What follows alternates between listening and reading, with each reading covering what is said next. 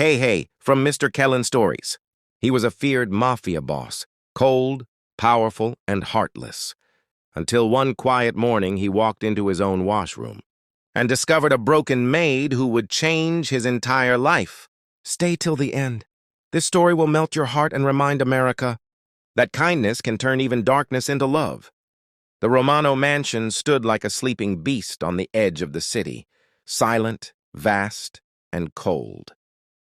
Every corner whispered power, every shadow hid a secret. The chandeliers sparkled above, but their light never reached Alexander's heart. He was the kind of man people spoke about in fear and respect, never love.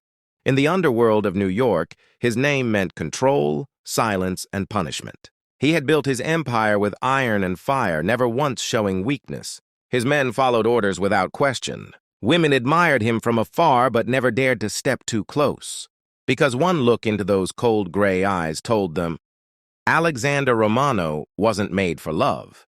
He was made for survival. But that morning, the air in the mansion felt different. It wasn't the usual silence of power. It was the silence before change. Alexander walked down the long corridor leading to his private wing, his footsteps echoing through marble halls. His mansion was a masterpiece, a kingdom of glass, stone, and loneliness. The marble floors gleamed like mirrors, reflecting the image of a man who had everything except peace. The walls were filled with art, gold frames, and expensive taste, yet it all felt empty. He paused near a large window, staring out at the quiet gardens that stretched endlessly. Every leaf outside danced in the sunlight, but his soul felt locked in winter. He had power, money, and fear, but not warmth, not laughter, not love. As he turned toward his washroom, he noticed something unusual, a faint humming sound. A voice. Soft, delicate, almost musical. Alexander frowned. No one in his private wing ever dared make noise. He walked quietly, following the sound, his polished shoes tapping against the marble. When he reached the doorway of his private washroom, he froze for a moment. There, kneeling near the bathtub, was a young woman in a simple gray uniform. She was wiping the floor, her golden hair tied loosely behind her, a few strands falling on her cheek. Her sleeves were rolled up, showing fragile arms that looked too soft for hard work. Her movements were careful, almost graceful, as if she was afraid of breaking something. He didn't recognize her face. She must be the new maid his housekeeper had mentioned. Something in her quietness caught his attention. She didn't look up even when he stepped inside. It was as if she hadn't noticed the presence of the most dangerous man in the city. The scent of lavender and soap filled the room, mixing with the faint smell of marble polish. The sunlight coming from the glass wall hit her hair, making it glow like soft gold. For the first time in a long time, Alexander didn't think about business, enemies, or money. He thought about that quiet hum and how strange it felt to hear peace inside his cold home. His chest tightened slightly. An unfamiliar feeling. What was it? Curiosity? Warmth? Or something deeper that he didn't want to name? He watched her for a few seconds longer, silently, his hands in his pockets. The world outside didn't exist at that moment. Only the girl, the shining floor, and his unspoken thoughts. Then she looked up. Just a second, her blue eyes met his gray ones. The look was enough to make him forget how to breathe. She gasped softly, realizing who he was. Alexander, the man everyone feared, felt his heartbeat skip. He said nothing. She quickly lowered her gaze, biting her lip nervously. Her trembling hands continued to clean as if her life depended on it. Something inside him stirred. Guilt, maybe, for frightening her, or something more tender. He wasn't sure. For years, the mansion had been a symbol of his strength. But now, standing there, watching this gentle maid hum softly as she cleaned, Alexander realized something strange. The mansion didn't feel silent anymore. It felt alive. Because for the first time in years, someone pure had stepped into his world of shadows. Margaret was not like anyone who had ever worked inside the Romano mansion. She moved as if the air itself might shatter if she stepped too loud. Her shoes made no sound, her voice barely existed, and her eyes always looked down.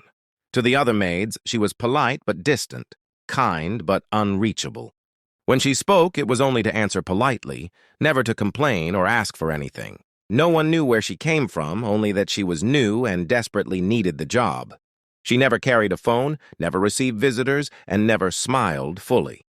It was as if she was hiding from the world, or perhaps from her past. Alexander had noticed her from the first day. He was a man who noticed everything: weakness, strength, lies, and truths. But Margaret confused him. She was neither bold nor frightened. She was something else, quietly broken. Her gentleness didn't belong in his violent world, and yet it glowed in it, like light trapped in darkness. Every time he saw her in the hallways, he found himself slowing down.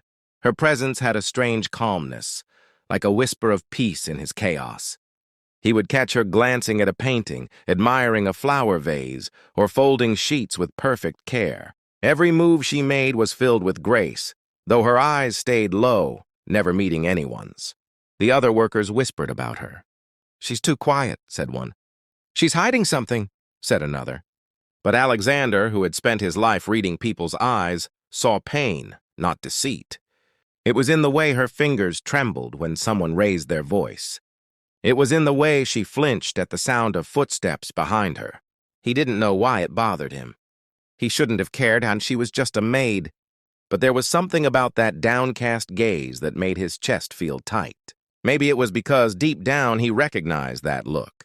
It was the same one he had seen in his own mirror years ago, after losing everything that made him human. Once he watched from his study as she arranged flowers in the hallway. She thought she was alone. A single petal fell, and she picked it up gently, whispering to herself, "So delicate. Just like me." Those words echoed in his mind for the rest of the night. He had faced enemies, betrayal, and death without a second thought. But this one girl, with her soft voice and lowered eyes, unsettled him more than any bullet ever could. He wanted to ask her why she avoided everyone, why her hands sometimes shook, why her smile disappeared before it even began. But he didn't, not yet. Instead, he started observing her silently. When she cleaned his study, she never touched anything she didn't have to. When she entered the dining hall, she always stood near the corner, waiting for permission to move. And every evening she would vanish quietly into the servants' quarters, long before anyone noticed. But what haunted Alexander the most was how she looked at sunlight. He caught her once near the window, closing her eyes as the rays touched her face. Her lips moved slightly, as if praying or remembering something warm from a life long gone. And in that moment, Alexander felt something unfamiliar rise in his chest, a mix of guilt, protectiveness, and the faint sting of admiration. He had lived among people who lied to survive, who killed to win. Margaret was different. She survived by being invisible, and that invisibility made him want to see her more. One afternoon, his right-hand man joked, "Boss, the new maid looks scared of her own shadow." Alexander didn't laugh. He simply replied, "Maybe her shadow's seen worse things than you have." The room went silent, because everyone knew when Alexander spoke like that, he meant every word. That night he couldn't sleep. Her image kept appearing in his mind. Those gentle eyes that refused to meet his, the way she hugged her own arms as if protecting herself. Who had made her so afraid to look up? What had stolen her voice? He didn't have the answers yet. But something deep inside him whispered. The day she finally lifted her eyes, his life would never be the same again. Sunday mornings were usually quiet in Alexander's mansion. No meetings, no guards at his door, no business calls, just silence and solitude. But that morning, something different waited behind the door of his private washroom. Margaret had arrived early before sunrise. The housekeeper had asked her to clean the boss's private suite, a place most maids avoided out of fear.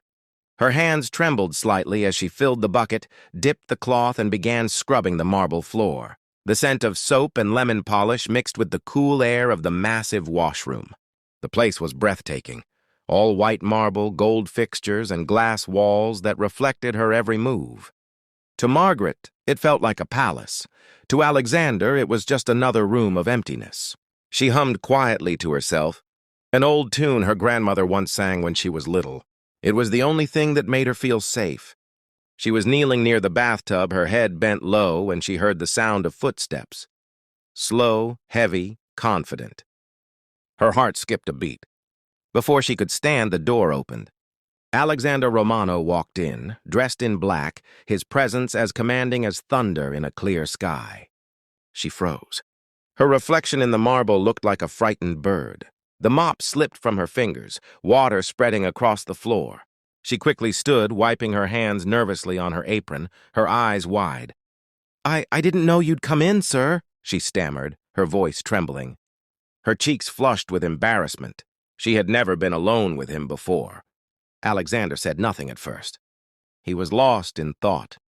A man used to silence, but not this kind of silence. For a moment, he simply looked at her. The sunlight through the glass roof touched her hair, making it shine like gold.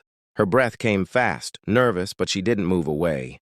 "It's your job," he finally said, his tone low and calm, though his eyes never left her trembling hands. He wasn't angry, he was curious. Why was she shaking so much? Why did she look as if being seen was a crime? Margaret dropped her gaze again, kneeling quickly to gather the fallen cloth. "I'm sorry, sir. I'll be quick. I just need to finish this corner." Her voice was soft, careful. The kind of voice people used when they had learned that being noticed could be dangerous. Alexander watched her bend down again, her small hands moving swiftly over the marble. There was a strange beauty in her gentleness, a strength hidden inside her silence. He had met thousands of people, some powerful, some dangerous, but none had ever made him pause like this maid did.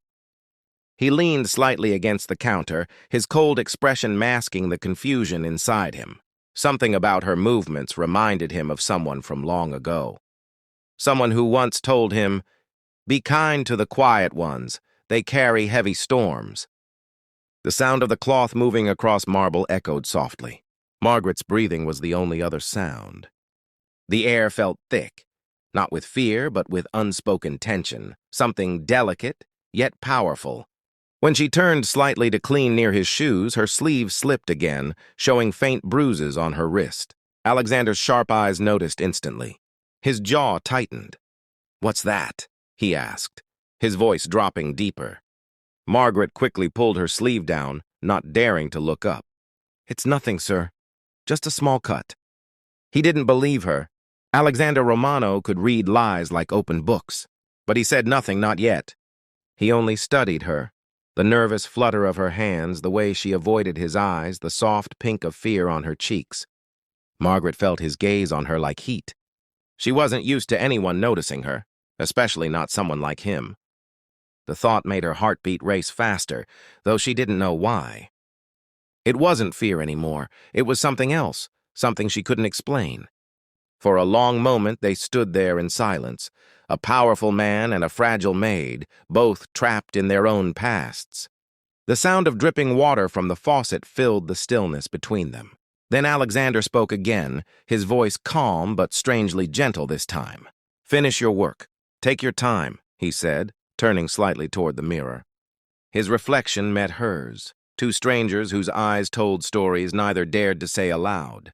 As she scrubbed the last corner, she could feel his presence behind her like a storm waiting to break, and though she didn't understand it for the first time in years, Margaret didn't feel completely alone. That morning, something invisible shifted between them, something that began in silence and would end up changing both their lives forever. The mop slid gently over the marble, but Margaret's hands refused to stay steady. Her knuckles were pale, her fingers trembling like autumn leaves caught in wind. She told herself to breathe, to focus, to just clean, but she could feel his eyes on her. Each second felt longer, heavier. Alexander stood a few steps away, his tall frame still, his expression unreadable. He was used to silence, but not the kind that carried pain. Something in the air between them felt fragile, almost sacred, like one wrong word could shatter it. She bent again to clean near the bathtub, her knees pressing into the cold floor. The sunlight touched her skin, making her look softer, smaller, too gentle for this world of marble and money. But her hands were trembling so hard that the cloth slipped from her grip. She reached for it quickly, and that's when her sleeve slid down again, revealing the faint purple marks around her wrist. Alexander froze. For a moment, he didn't even breathe. The sight of those bruises struck something deep inside him. something he hadn't felt in years. Rage, sadness, and an ache he couldn't name. He stepped forward slowly, his boots echoing against the marble. "Stop," he said, his voice low but commanding. Margaret froze mid-motion, eyes wide. "Who did that to you?" he demanded, his tone sharper now, edged with protectiveness rather than anger. Her lips parted, but no sound came out. She turned her face away, clutching her sleeve, desperate to hide the marks. "It's nothing," she whispered. "Please, it's just, I fell." He frowned. The words didn't convince him. He had interrogated liars, criminals, and enemies. He knew when someone was lying. But this lie, this one came from fear, not deceit. He could see it in the way her shoulders trembled and her voice cracked. "Look at me," he said, softer this time.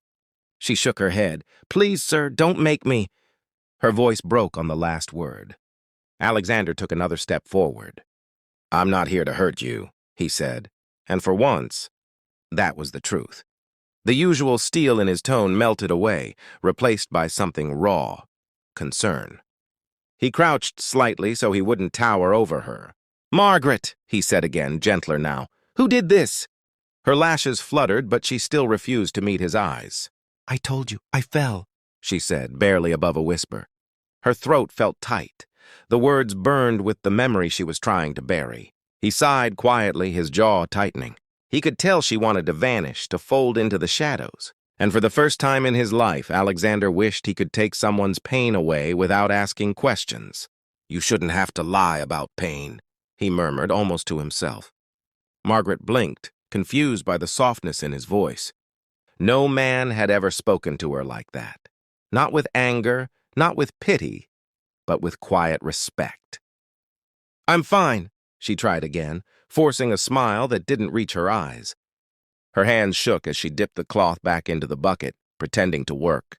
But he could see the truth, the way her breathing quickened, the way her shoulders curled inward as if protecting herself.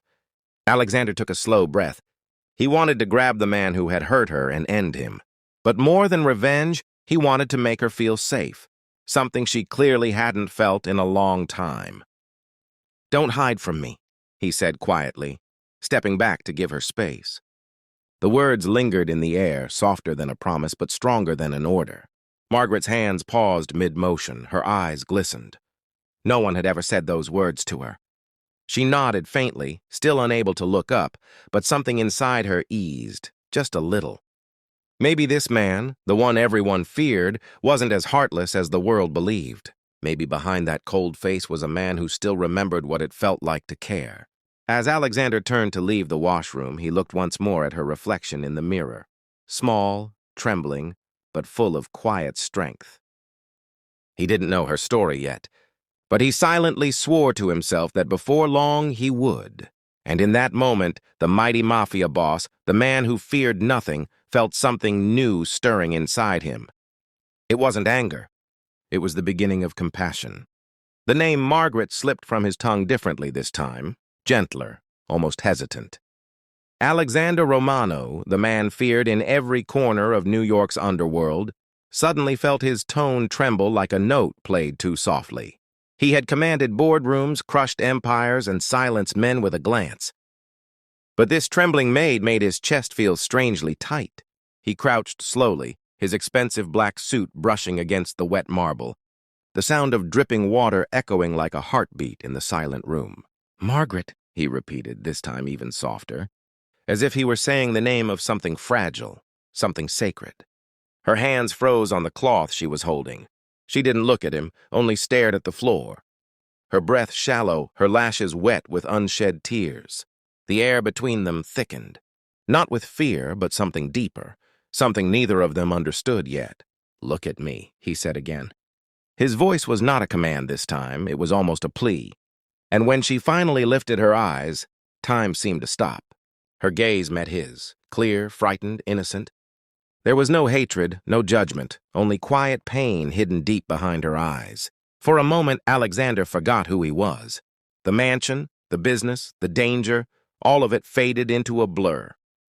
He saw a woman who had seen too much pain for her age, a soul trying desperately to stay invisible. Her lips trembled as if she wanted to speak, but didn't dare.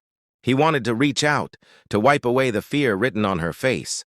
But his own hands, those hands that once signed ruthless deals and carried weapons, shook slightly as he clenched them.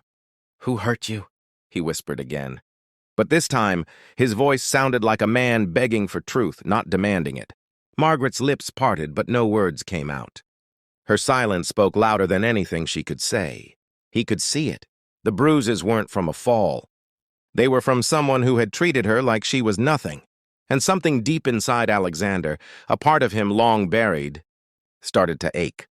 He exhaled, lowering his gaze for a moment, trying to compose himself, but he couldn't shake that look in her eyes. That trembling innocence broke through the walls he had built for years. Walls of pride, of cruelty, of cold survival. He realized he didn't just want to know who hurt her. He wanted to protect her. Margaret wiped her cheek quickly, embarrassed that he had seen her tears. "I'm sorry, sir," she whispered, voice trembling. "I'll finish cleaning now." She tried to move past him, but he gently placed a hand on her wrist. The contact made her stop instantly, breath catching. "Don't say sorry," he murmured. "Not to me." For the first time in years, his tone wasn't that of a boss. It was of a man rediscovering what it meant to feel. Their eyes locked again, his steel gaze melting in front of her soft, tear-streaked face. And in that silent washroom where luxury met loneliness, a dangerous, beautiful truth began to form. The kind that could either heal or destroy them both. For a man like Alexander Romano, silence had always been his shield. But the silence that filled the room now felt different. It wasn't powerful. It was painful. Margaret stood frozen, her breath shallow, her knuckles white as she clutched the edge of the sink. The air was thick with something raw, unspoken. The distant hum of the mansion's chandeliers couldn't drown out the pounding in her chest, or his. When she had tried to rise, the soft swish of her long gray uniform brushed against his shoes. That's when he saw it. A dark, uneven line on her pale leg as the hem lifted slightly. He blinked, unsure if his eyes were deceiving him. "Wait!" His voice came, low but firm, like thunder muffled behind clouds. "Don't move." She turned slowly, confusion in her eyes, then fear. "Please," her whisper cracked. "Please, don't ask." But Alexander wasn't the kind of man who ignored instincts. His gut, trained from years of reading lies and danger, told him the truth was uglier than anything he'd imagined. He crouched again, this time slower, gentler, as though afraid she might shatter. "Margaret," he murmured, "let me see."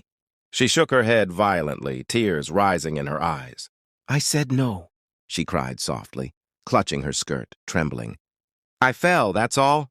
But her voice betrayed her. It trembled, cracked, and broke apart like thin glass. Alexander hesitated, torn between respect and desperation. He didn't want to cross a line, but he couldn't turn away either. So he reached out, slowly, almost apologetically, and lifted the fabric just an inch. What he saw stopped his breath. A scar, long, uneven, cruelly carved. Not from an accident, not from a fall. It was the mark of someone's hatred. His throat tightened. He stood up slowly, eyes burning with quiet fury. His chest rose and fell heavily as he tried to contain himself. "Who hurt you, Margaret?" he whispered again. But now his voice carried something dangerous, a softness laced with rage. She turned her face away, tears slipping down her cheeks. Her lips trembled. "It doesn't matter, it's over." But he couldn't accept that. He'd seen betrayal, greed, even death. But this? This was something different. This was cruelty against someone who couldn't fight back. "Someone did this to you," he said, his tone breaking slightly. "And you're telling me it doesn't matter?"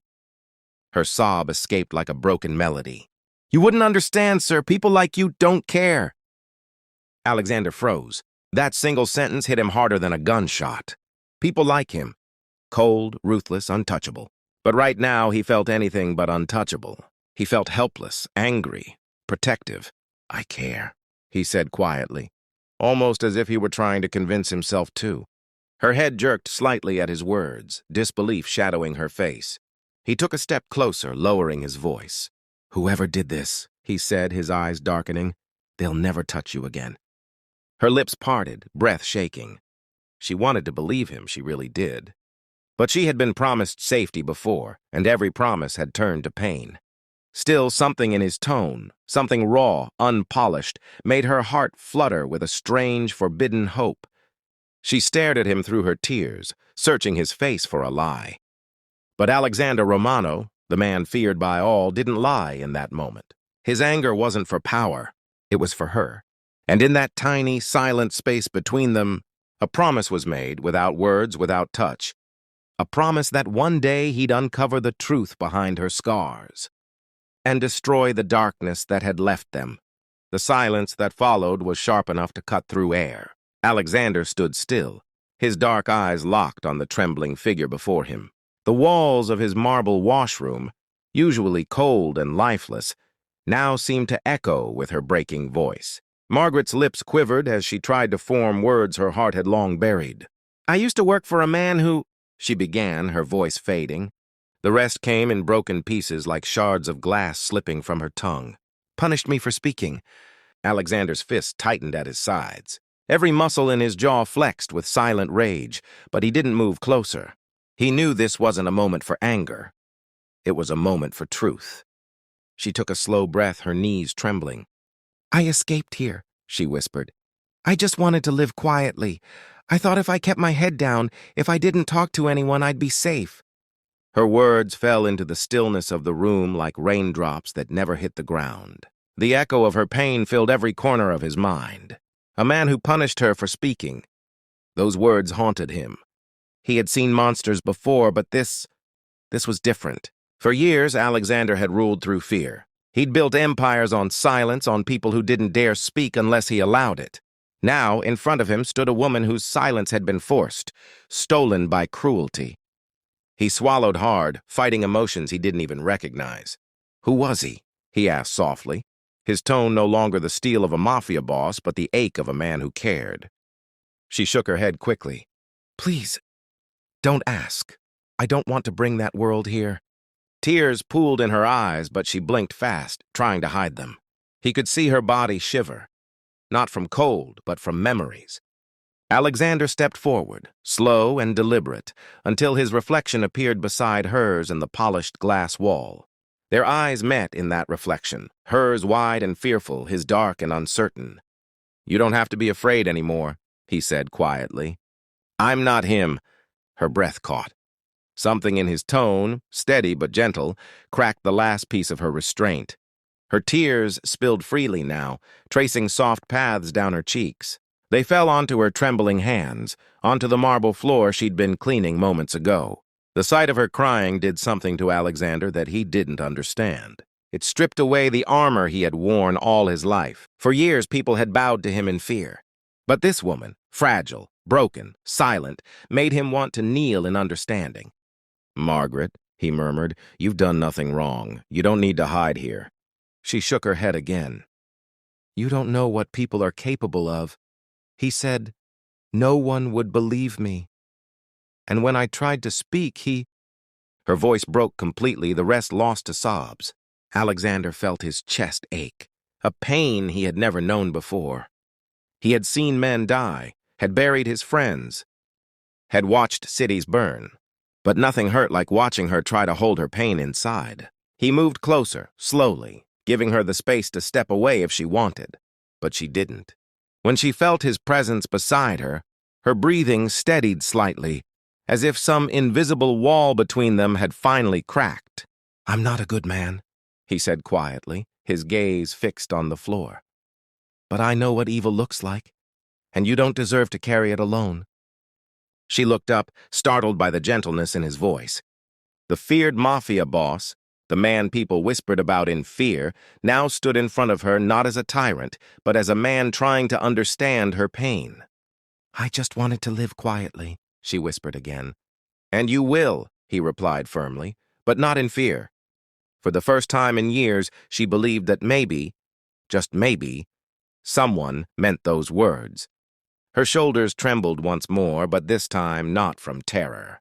It was relief, the kind that feels like finally breathing after being underwater too long. Alexander watched her with a gaze softer than she'd ever seen on a man's face. His voice, once sharp enough to command armies, turned into something almost tender. "You're safe here, Margaret," he said again, meaning every word. And as her tears continued to fall, silent, shimmering, unrestrained, Alexander realized something he had never felt before. Power meant nothing if it couldn't protect the innocent. The room was silent again, yet it felt alive with memories neither of them had spoken.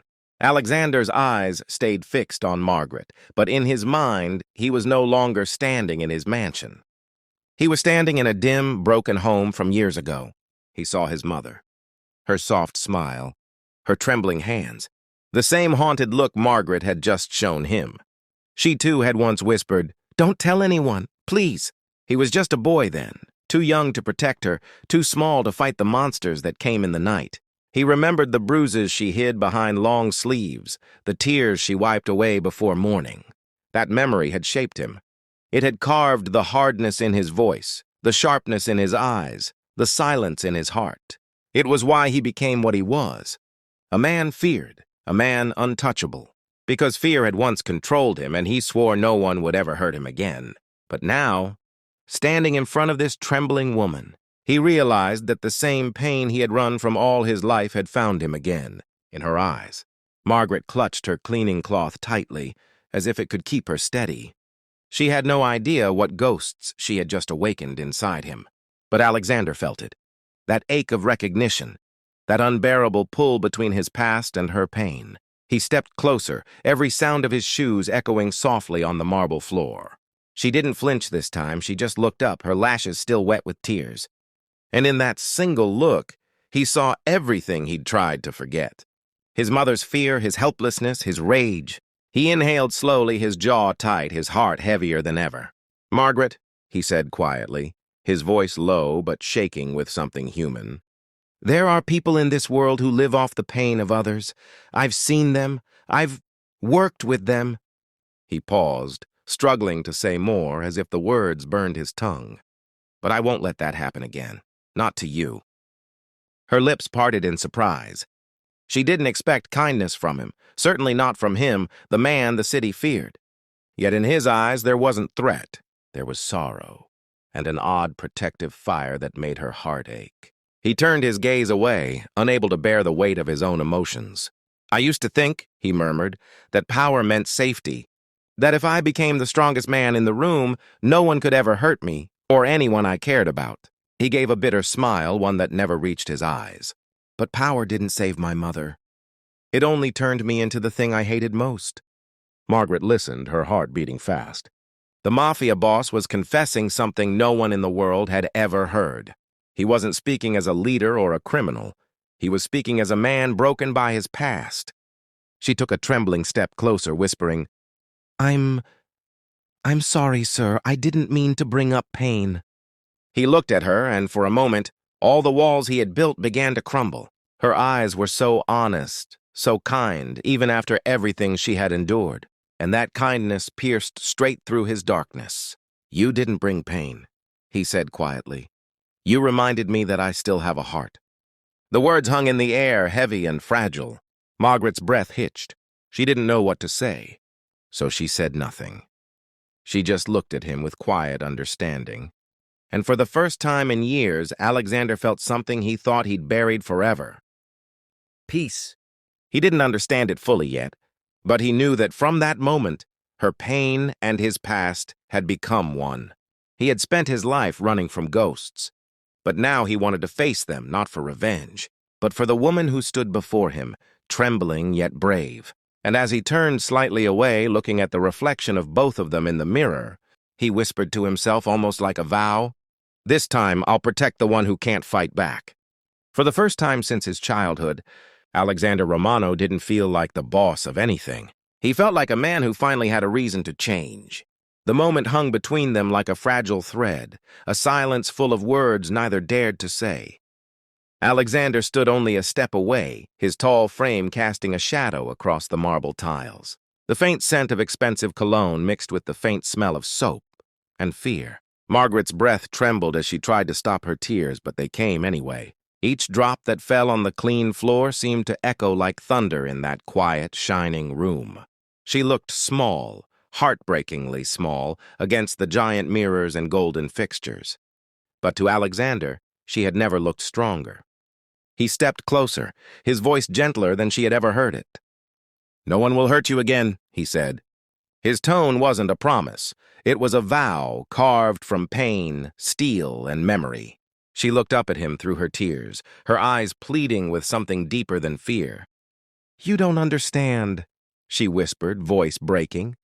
"He's looking for me. He'll never stop. If he finds out I'm here—" "He won't," Alexander said sharply, his tone cutting through her panic like a blade. But there was no anger in his words, only fierce determination. He took a breath, softened, and added quietly, "He won't find you, Margaret. Not while I'm breathing." Her lower lip trembled. "You don't know what he's capable of." Alexander's eyes darkened, a flicker of cold fury flashing within them. "Oh, I know what men like that can do," he replied, "because I used to be one." She blinked, startled, searching his face for meaning. He continued, his voice softer now, full of regret. "I know what power does to people who've never felt love. It turns them into monsters. And I swore I'd never let another monster win." Her tears came harder then, not from fear this time, but from the weight of his sincerity. Something about his words broke through her wall of silence. No one had ever said "you're safe" and meant it before. Alexander took another step closer. Now only inches separated them. The air was thick, not with danger, but with the quiet electricity of trust forming in the most unlikely place. A washroom of all places. He raised a hand, then paused, hesitant. He wasn't sure if she'd allow it.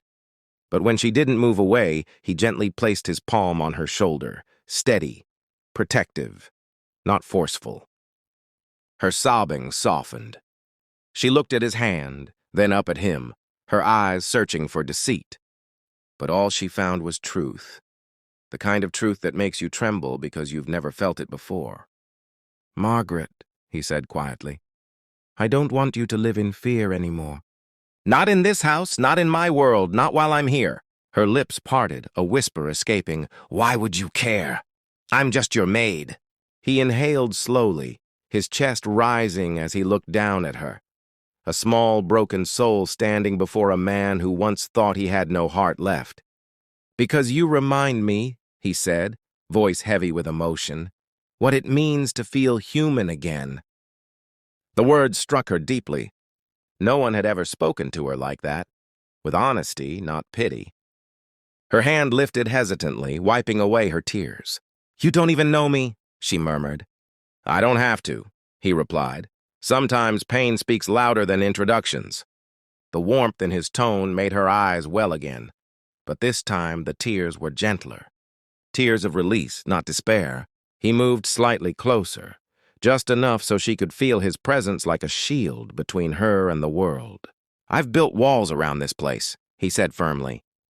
"No one gets in without my permission. Whoever's looking for you, they'll find nothing but silence when they come here." Her breath caught as she met his gaze. For the first time in years, she felt something new. Safety. A strange word, a foreign feeling, but she could sense it in every syllable he spoke. "You're safe here," he repeated, softer now. "For the first time in your life, you're safe." And with those words, the trembling in her body began to fade. Her shoulders lowered, her heartbeat slowed. Something deep inside her, something that had been broken for far too long, began to heal. For Alexander, watching her calm was more powerful than any victory he had ever won. He realized that protection wasn't about control. It was about giving someone a place where their soul could finally rest. The feared Mafia boss, known for his power and ruthlessness, stood silently before a maid who had no weapons, no voice, and no strength left.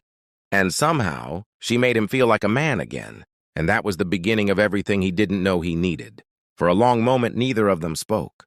The sound of the dripping faucet echoed softly, filling the silence with something tender, something sacred. The air between them carried the warmth of something rare, trust, a thing both of them had forgotten how to feel. Margaret's eyes lifted slowly, still glistening with tears that refused to fall. Her voice trembled like a candle's flame. "You'd protect me? Why?" Her question wasn't just curiosity, it was disbelief. She had lived in a world where kindness was always a disguise, where safety was always temporary. How could a man like him, feared, powerful, and silent, mean those words? Alexander's lips curved faintly. It wasn't his usual cold smirk or the cruel grin that made people tremble. It was something real, soft, almost shy. The first genuine smile that had graced his face in years. "Because you remind me," he said slowly, his voice deep and low, "that there's still something good left in this world." Her heart clenched at those words. No one had ever said something so simple, yet so heavy with meaning. She felt seen, not as a servant, not as a fragile woman, but as a person who had endured and still remained kind. Alexander lowered his gaze for a second, his voice turning softer than she'd ever imagined it could be. "I've seen too much darkness, Margaret. Sometimes I forget what light looks like. But even when you're afraid, you still look at life like it deserves another chance. That's what people like me forget." Her lips parted, but no words came out. She didn't know how to respond to that kind of honesty. No one in her life had ever bared their soul for her. Not like this. She took a tiny step closer, her hands twisting the edge of her cleaning cloth nervously. "I'm not good, sir," she whispered. "I'm just surviving." He met her gaze again, his dark eyes reflecting something warm, something almost reverent. "Then maybe surviving," he said softly, "is the most good thing any of us can do." The air between them grew still. A faint wisp of steam from the warm water drifted past her hair, making it shimmer under the lights. He noticed the faint curls near her ear, the way her breath quivered, the fragility wrapped in quiet courage. Margaret tried to look away, but she couldn't. Something in his expression held her there, not fear, not power, but a calm strength that promised she wasn't alone anymore. She finally whispered, "Why are you telling me this? You don't even know me." He smiled again, that soft, broken smile that came from somewhere deep within. "Because maybe I want to." The answer made her heart skip a beat. For the first time since she had arrived at this mansion, her fear began to melt, replaced by confusion, warmth, and something dangerously close to hope. He took one more step forward, then stopped, close enough for her to feel his presence, but far enough to still give her space. The marble floor beneath them gleamed, reflecting two people who had been through different storms but found the same quiet harbor. Alexander's voice came again, low and certain. "You don't have to hide anymore, Margaret, not from me." She blinked rapidly, trying to stop the tears from spilling, but they came anyway. Not tears of fear this time, but tears of relief, of finally being seen. When she finally spoke, her words were barely above a whisper. "Thank you. I don't remember the last time someone said I was safe." Alexander looked at her gently, his tone calm but powerful. "Then remember it now, because I mean it." And in that washroom, filled with silence, the scent of soap and the faint sound of their breaths, something unexplainable began to form. Not love yet, not fully, but something deeper. A fragile connection, built not on desire or charm, but on understanding. For two souls that had forgotten how to trust, that moment felt like sunlight after years of winter. Neither spoke again, but they didn't need to. The silence between them said everything. A promise unspoken, a bond born not from power or fear, but from the quiet recognition of shared pain. And though they both knew the world outside that door was cruel and cold, inside that small marble room, for the first time in both their lives, they felt warm. The night had fallen over the Romano mansion, wrapping the city in a blanket of silence. The crystal chandeliers glimmered faintly as the air grew tense, the kind of quiet that comes before a storm. Alexander was in his study, a glass of whiskey untouched beside him, when a sharp knock broke the calm. "Come in," he said, his tone deep and cold. His most trusted man, Marco, entered with hesitation. He never looked afraid, except tonight. "Boss," he began, "someone's been asking questions about one of our staff." Alexander's hand stilled midair. "Which one?" Marco lowered his gaze. "The maid, Margaret." For a heartbeat, the entire world seemed to stop spinning. The silence was thick, dangerous. Alexander leaned back slowly, his jaw tightening, his fingers curling against the armrest of his leather chair. "Who?" he asked, his voice barely a whisper. "We don't know the name, but he's offering money to anyone who knows where she works. He's been seen around the Lower East Side. Alexander's eyes turned dark, like a man who had seen hell and decided to burn it himself. His heart pounded, not from fear, but fury. How long has he been searching? 2 days, maybe 3. He's close, Alexander. Too close. For a man who never cared for anyone, Alexander felt something new twisting in his chest. Worry. He stood up slowly, his tall frame casting a long shadow across the study. "Listen to me carefully," he said in a voice that could freeze fire. "No one, and I mean no one, will touch her. Do you understand?" Marco nodded. "What should I do?" "Erase her existence," Alexander ordered coldly. "Every record, every file, every trace that she ever worked here. If he looks for her, he'll find nothing." He walked toward the window, looking out at the endless city lights. His reflection stared back at him, the image of a man who had built an empire from blood and ashes. But tonight, that same man felt something human, something rare, fear for another soul.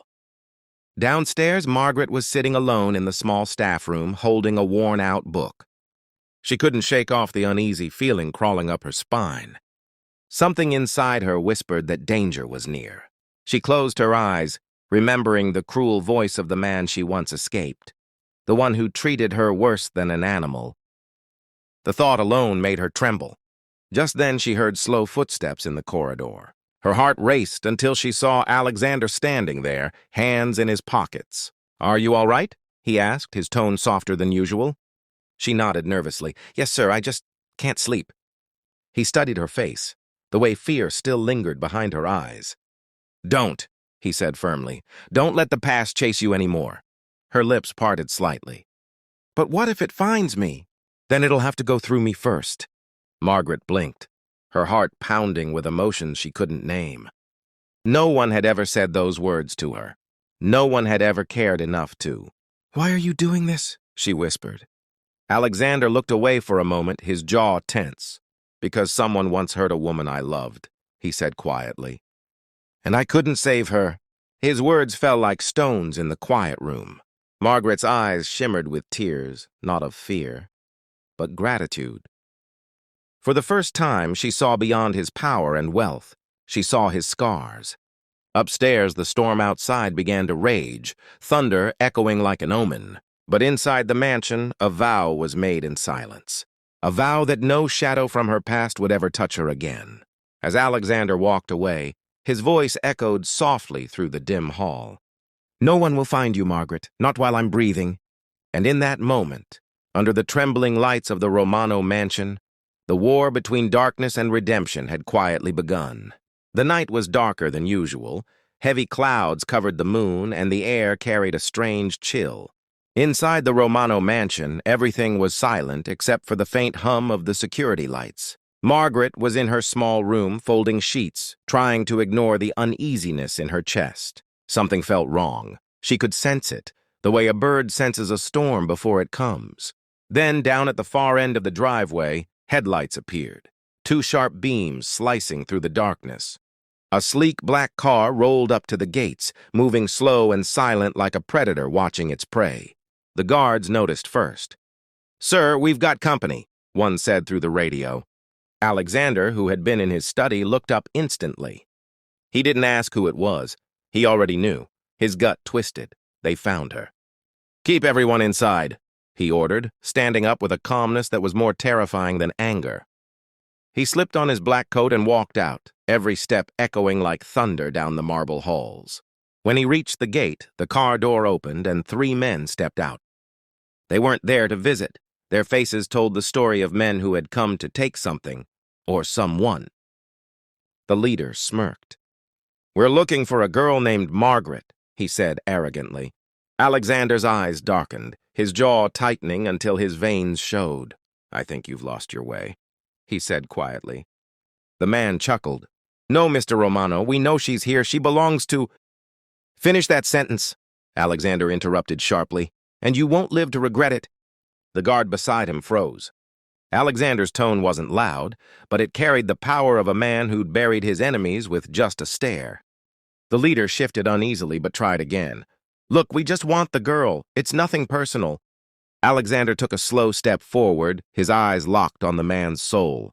"Everything about this," he said, voice low and dangerous, "is personal." The men exchanged nervous glances. They knew his reputation, the stories whispered in dark corners of New York.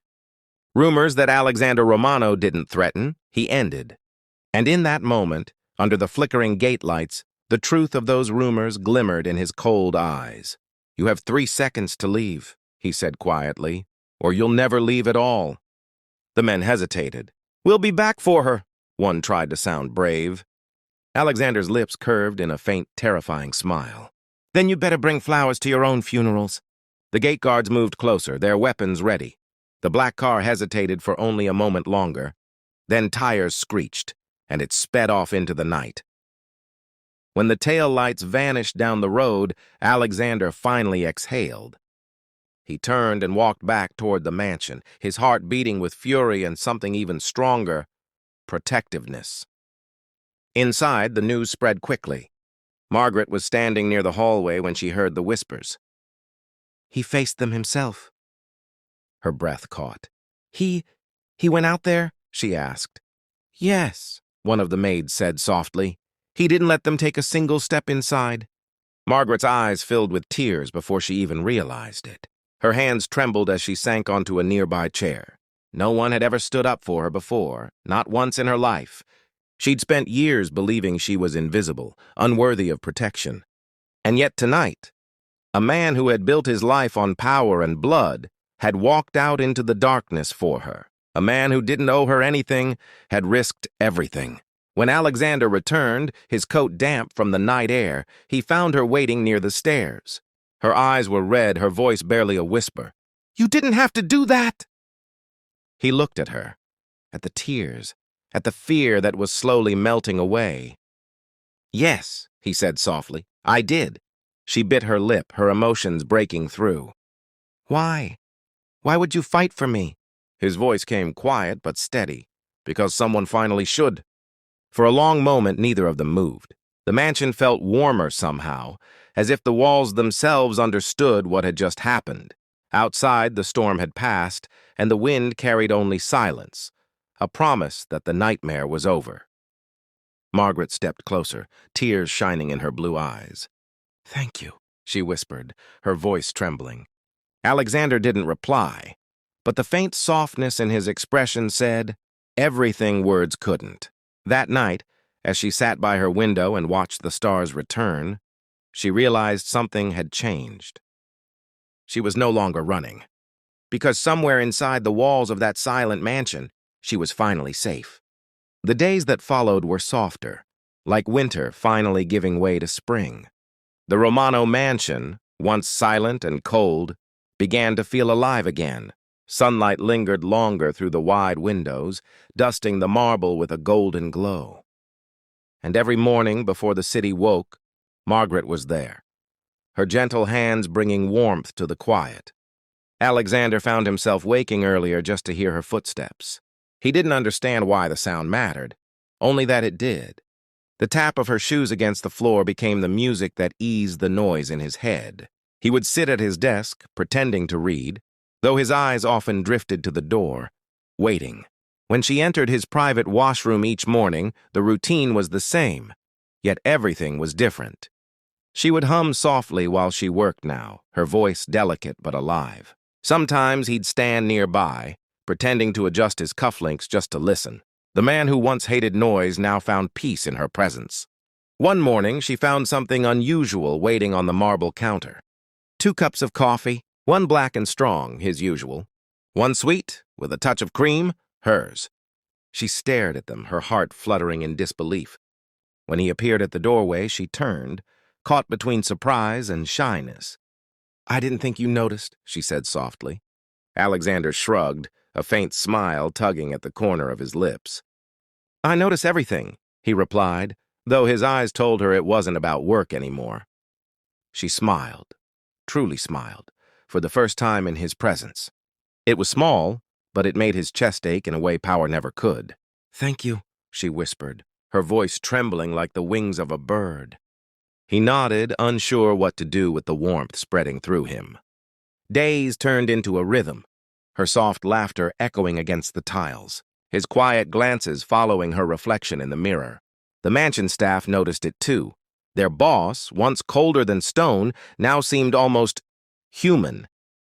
Sometimes he would ask her questions about her past, her favorite flowers, or why she always hummed when she worked. And she'd answer carefully, her voice gaining strength with every passing morning. She told him she used to love reading, but had lost all her books. The next day, a small shelf appeared in her room, filled with novels she once dreamed of owning. Every little thing he did was unspoken care. A door held open, a soft nod when she passed, a silence that no longer felt cold but comforting. Then one morning, as the light filtered through the frosted window, she turned to him. Her voice was quiet, uncertain, yet full of gratitude. "You changed everything, sir," she whispered. The words trembled in the air between them, fragile but powerful. Alexander looked at her, and for a moment he couldn't speak. His chest tightened, not with anger, not with fear, but with something pure. He reached forward slowly, almost hesitantly, until his fingers brushed against hers. The contact was brief, yet it carried the warmth of 1,000 promises. "No," he murmured, his voice low, sincere. "You changed me first." Her lips parted slightly, her breath catching at the honesty in his tone. The world outside could have been burning. They wouldn't have noticed. In that washroom filled with steam and sunlight, time didn't exist. There were no masks, no power, no fear, only two souls learning what it meant to be seen. And as they stood there, neither said another word. They didn't need to. The silence around them wasn't empty anymore.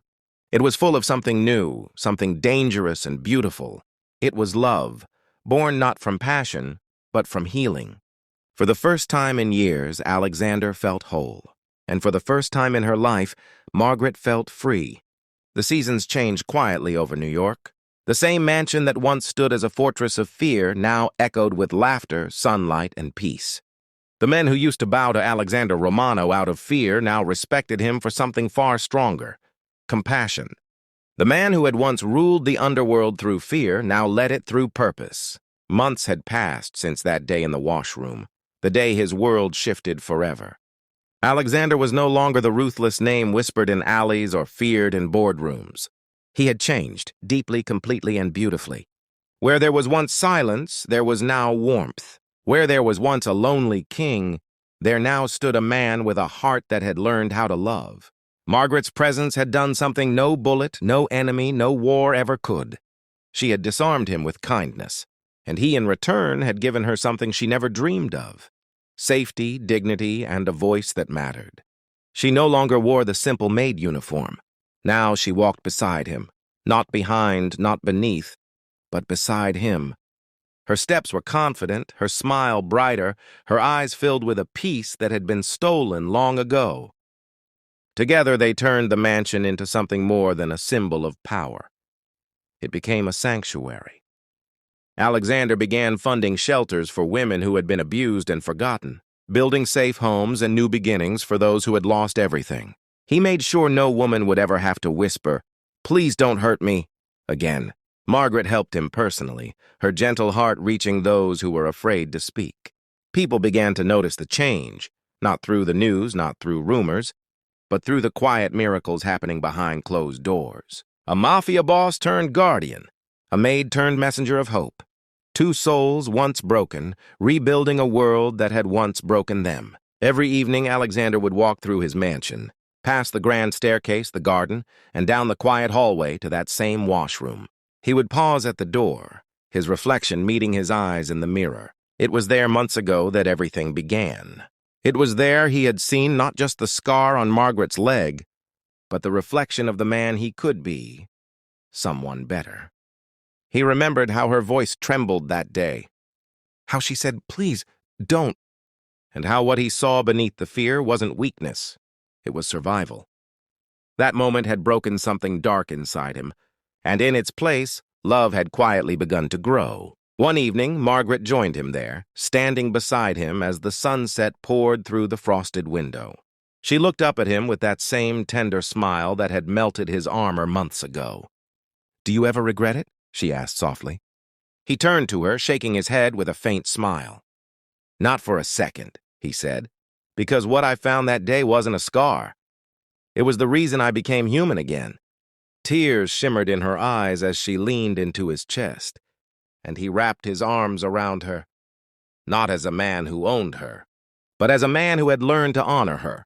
Outside, the evening wind rustled the trees, carrying their laughter across the mansion's quiet grounds.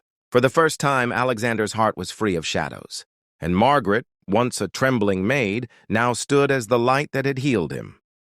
They built their life not on power, but on purpose, not on control, but compassion.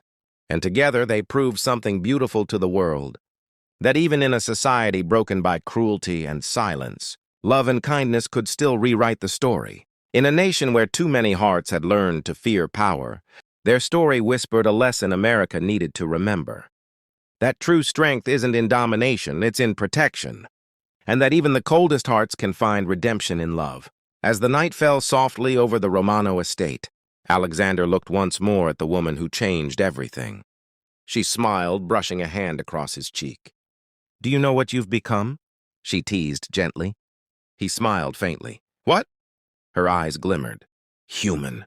And in that quiet moment, as their fingers intertwined beneath the fading light, the mansion that once hid darkness now glowed with something eternal, the kind of love that heals not just people, but the world around them.